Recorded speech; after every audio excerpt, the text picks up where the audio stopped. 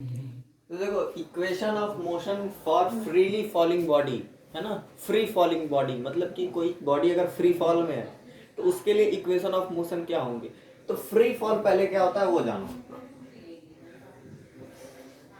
Free fall देखो, जब कोई बॉडी अर्थ पे गिर रही है किसी हाइट से अगर गिर रही है, मान लो हाइट एच से गिर रही है, ठीक है, तो गिरते समय उस पर बस ग्रेविटेशनल फोर्स हो, कौन सा फोर्स हो,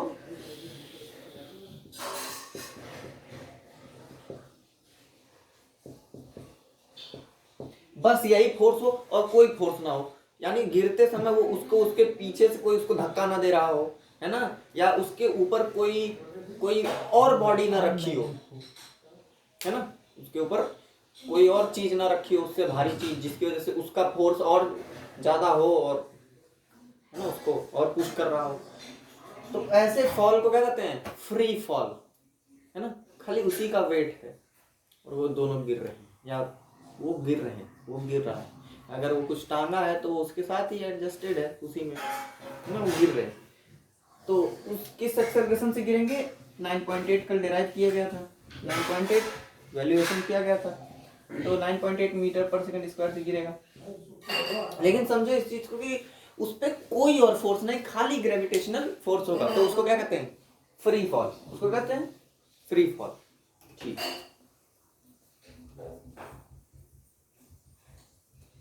फ्री फॉल में एक्चुअली क्या होता है कि बॉडी वेटलेस महसूस करती है। बॉडी क्या महसूस करती है, वेटलेस, ठीक है, यानी बॉडी ऐसा फील करती है उसका कोई वेट ही नहीं, उसको कहते हैं वेटलेसनेस। अब इक्वेशन ऑफ मोशन की बात करते हैं। देखो, तीन इक्वेशन ऑफ मोशन है, v equal to u plus at, है ना, मोशन वाले चैप्टर में डिराइव्ड है, s equal to u t plus half at square, v square equal to u square plus 2as, यही है तीनों इक्वेशन, है ना, यही है तीनों इक्वेशन। अब देखो, ये जो इक्वेशन है ये बन जाता है for free fall, free fall के लिए क्या बन जाता है, v equal to u plus g t, ये बन जाता है s equal to u t plus s नहीं h इक्वल टू, है ना, क्योंकि ये हाइट से गिर रहा है, किससे गिर रहा है, हाइट से गिर रहा है। अच्छा ये चीज क्लियर कर लो, ये हमेशा डिस्प्लेसमेंट होता है, डिस्टेंस नहीं होता है ना। इस इक्वेशन ऑफ मोशन का जब आप यूज करते हो तो यहाँ डिस्टेंस नहीं निकालते हैं आप, यहाँ डिस्प्लेसमेंट निकालते हैं, है ना। आपने ग्राफ भी देखा होगा, तो ग्राफ के अंडर की एरिया क्या होती है, डिस्प्लेसमेंट, है ना, किस ग्राफ की, वेलोसिटी टाइम ग्राफ की, under the velocity time curve जो एरिया मिलती है वो क्या होती है, डिस्प्लेसमेंट होती है, डिस्टेंस नहीं होती है, ठीक है ना। तो ये h equal to u t plus half g t square, okay, ये हो गया दूसरा इक्वेशन। तीसरा इक्वेशन है v square equal to u square plus 2gh, s की जगह h, v square equal to u square plus 2gh। अब देखो इसमें कंडीशन है, यहाँ माइनस प्लस का थोड़ा सा कंडीशन है ना, कुछ कंडीशन।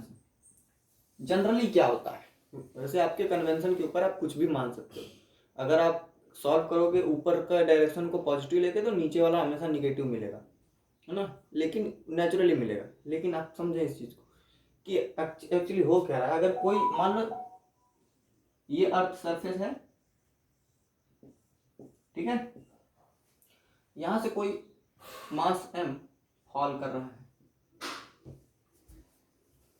है, ठीक है, तो यहाँ तो मास का तो सवाल ही नहीं है, मास का सवाल ही नहीं है ना, हम इक्वेशन ऑफ मोशन से ही उसका निकाल सकते हैं सब कुछ। लेकिन अब समझो इस चीज को, अगर वो चीज अर्थ की तरफ गिर रही है तो अर्थ किस तरफ फोर्स लगा रही होती है, अर्थ अपनी तरफ पुल करती है, gravitational force is a pulling force, gravitational force का मतलब वो चीज को अपनी तरफ खींच रही है, तो अर्थ इस मास को अपनी तरफ क्या कर रही है, खींच रही है। उस खींचने के फोर्स को अगर हमने F मान लिया, ठीक है, तो खींचेगी किससे? mg से, mg से खींचेगी। लॉज ऑफ मोशन में F equal to m a पढ़े ही हो, तो mg से खींचेगी। अब यहाँ पे जो एक्चुअली बात करें तो देखो, जिस तरफ फोर्स लग रहा है डिस्प्लेसमेंट उसी तरफ हो रहा है, यानी बॉडी गिर रही है। जिस तरफ फोर्स लग रहा है, फोर्स इस तरफ लग रहा है ना, जिस तरफ फोर्स लग रहा है डिस्प्लेसमेंट उसी तरफ हो रहा है। यानी डिस्प्लेसमेंट किस डायरेक्शन में हो रहा है? फोर्स की डायरेक्शन में। तो जब डिस्प्लेसमेंट फोर्स की डायरेक्शन में होता है तो आप साइन क्या लेते हैं? पॉजिटिव लेंगे, प्लस जी लेंगे, पॉजिटिव लेंगे। अच्छा,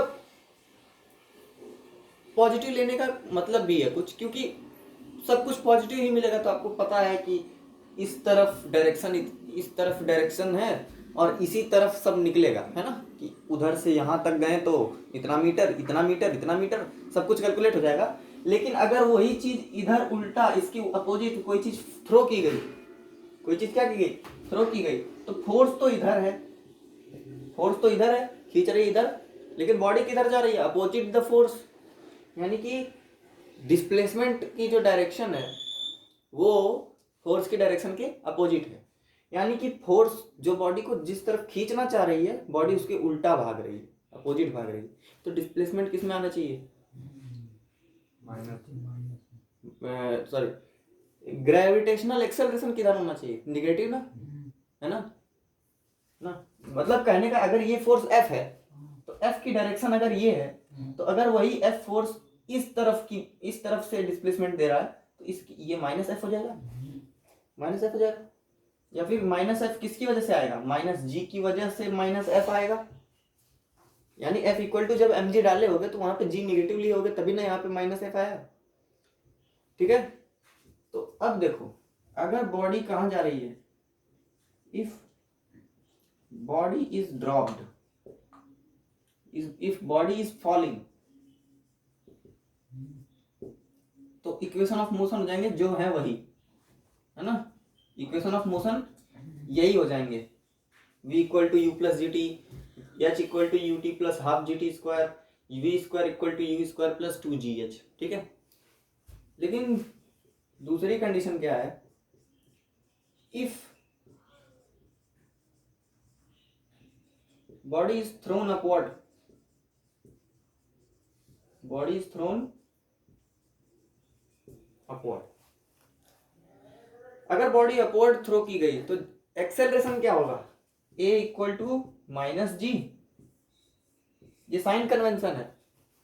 a equal to minus g, equation में पुट करो माइनस जी, तो यहां से मिलेगा v equal to u minus g t, h equal to u t minus half g t square, और तीसरा मिल जाएगा v square equal to u square minus 2gh।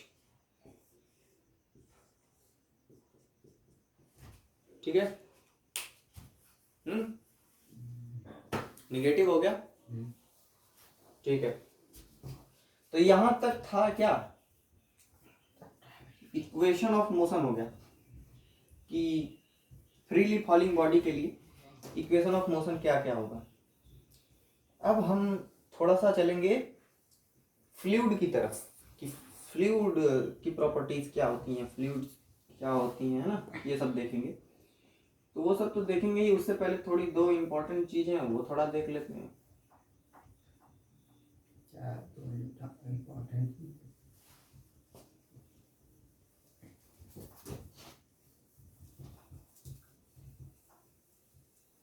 अब देखो, तो इम्पोर्टेंट चीजें क्या हैं? तो अब पढ़ना है, एक चीज है जिसको कहते हैं मास, वेट, और दूसरी चीज है वेट। तो पहले मास पढ़ते हैं,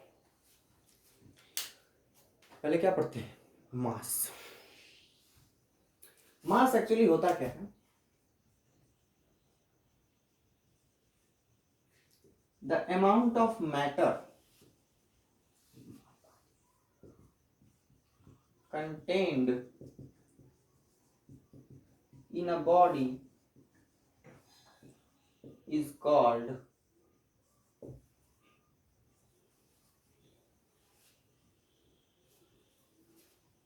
its mass. अब इसको असली में क्या फील करो, ठीक है ना, मास एक्चुअली क्या होता है, ठीक है। तो मास एक्चुअली क्या होता है वो देखो। जैसे कोई अगर बॉडी है, ठीक है, पहले अज्यूम करते हैं, पहले क्या अज्यूम करते हैं कि दो बॉडी हैं जो सेम टाइप ऑफ एटम से बने हैं, जो सेम टाइप ऑफ एटम से बने हैं। मान लो ये भी सोडियम, ये भी सोडियम, मान लो एटम के टाइप क्या है, सेम। अगर अब मान लेते हैं इसमें टोटल 1 2 3 4 5 6 7 8 9 10 11 12 13 14 15 16 17 18 19 20, टोटल 20 एटम है सोडियम के, सारे न्यूट्रल हैं, ठीक है, सारे न्यूट्रल हैं। अब इसमें बात करते हैं 1 2 3 4 5 6 7 8 9 10, 2 2 4 2 6 2 8 2 10 1 11, मान लो 12 है। इसमें 20 एटम, इसमें 12 एटम।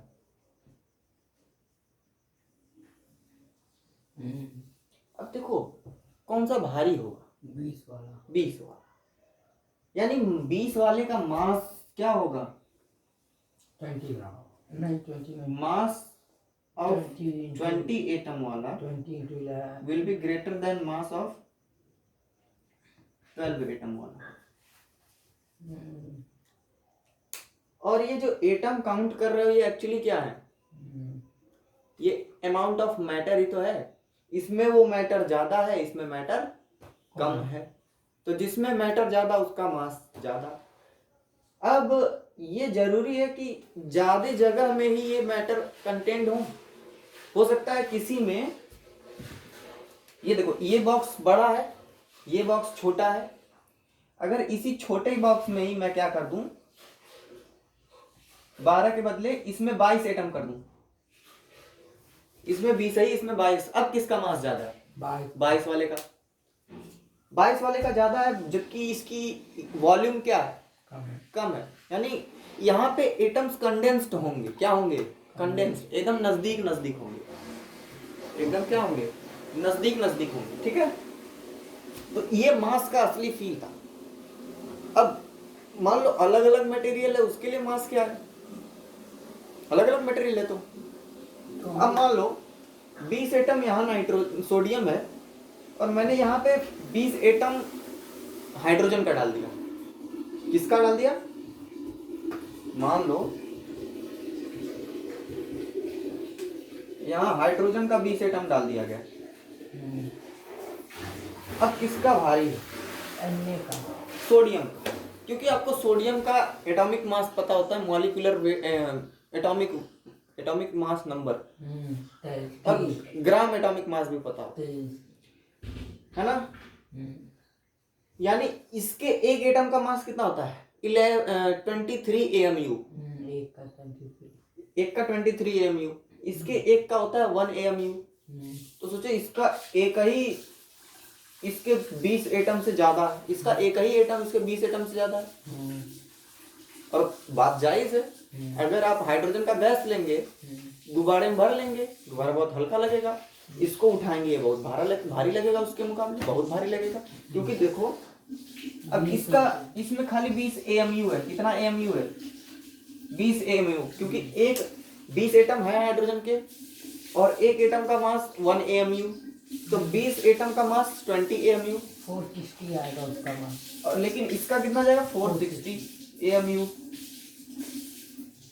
है ना, क्योंकि एक का मास 23 AMU, तो 20 एटम का मास 460 AMU, ठीक है। यानी ये देखो कितना ज्यादा आ रहा है, कितना ज्यादा आ रहा है, उसका 400 टाइम 23 गुना ज्यादा आ रहा है। कितना गुना ज्यादा आ रहा है? 23 गुना। 23 गुना। हाँ। अरे तुम रेशियो निकालो ना, देखो 460 बाई 20 करो, 23 मिला। यानी ये 20, ये अगर 1 किलो होगा तो ये 23 किलो का होगा, 23 टाइम्स ज्यादा। और बात एकदम सही है, क्योंकि देखो दोनों में 20 एटम है। फील करो, दोनों में कितने एटम? 20 एटम। एक एटम का 23 गुना है। सोचो, एक हाइड्रोजन एटम का मास 1 AMU, एक सोडियम एटम का मास 23 AMU। 20 में भी 23 गुना ही होगा। यहाँ एक का अगर 23 गुना है तो 20 का 23 गुना होगा, क्योंकि दोनों को बराबर बढ़ाते गए। ठीक है, और बात सही है। तो मास समझ में आया क्या होता है। और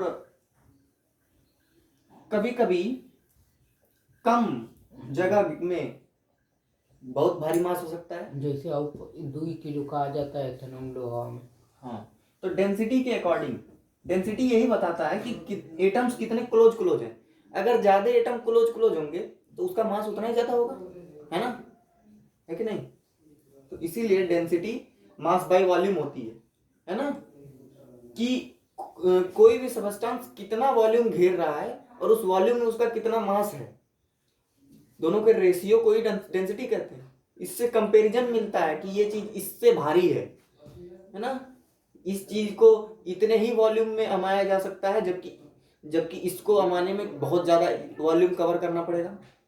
एक लोहे को छोटे से बॉक्स में अगर रख दिए हो तो उतना ही भारी अगर आप कॉटन उसमें भरना चाहो, उतना ही भारी अगर रुई भरना चाहो तो आपका रुई शायद इतनी ढेर सारी हो जाए, ढेर सारी रुई हो जाए, है ना। अब जैसे ये जो मार्कर है कितने कम वॉल्यूम में यहाँ पे है। अगर ये कपड़ा देखो, इसकी डेंसिटी बहुत कम है इसके मुकाबले, इसको रखा गया, दोनों ये जबकि ज्यादा वॉल्यूम घेर ली उससे, लेकिन मास किसका ज्यादा है? ये भारी है ना उससे। तो डेंसिटी, अब इसकी डेंसिटी कम आएगी। क्यों कम आएगी? इसका मास कम है। मान लो इसका मास है 100 ग्राम, और मान लो इसने वॉल्यूम कितना कवर किया? वॉल्यूम कवर कर लिया इसने मान लो वॉल्यूम कवर 15 सेंटीमीटर। ये वॉल्यूम मान लेते हैं 10 सेंटीमीटर क्यूब। तो इसकी डेंसिटी मिलेगी 10 ग्राम पर सेंटीमीटर क्यूब, 10 ग्राम पर सेंटीमीटर क्यूब। अब इसका फील क्या है? अगर मैं इस कपड़े में से 10 ग्राम कपड़ा फाड़ लूं, 10 ग्राम फाड़ लूं, 10 ग्राम फाड़ लूं, तो वो कितनी जगह में आ जाएगा? 1 सेंटीमीटर क्यूब। 10 ग्राम कपड़ा कितनी जगह में आ जाएगा? 1 सेंटीमीटर क्यूब में। ठीक ना, तो मास और डेंसिटी क्लियर है। और अब मार्कर 1 किलो मारेंगे। मार्कर की बात ही नहीं किया मैं तो कपड़े की बात की। हाँ। अब वेट क्या होता है देखो, इतने में समझ में तो आ ही गया होगा। वेट क्या होता है? वेट अब देखो वेट क्या है। किसी भी ऑब्जेक्ट को का जो है ना,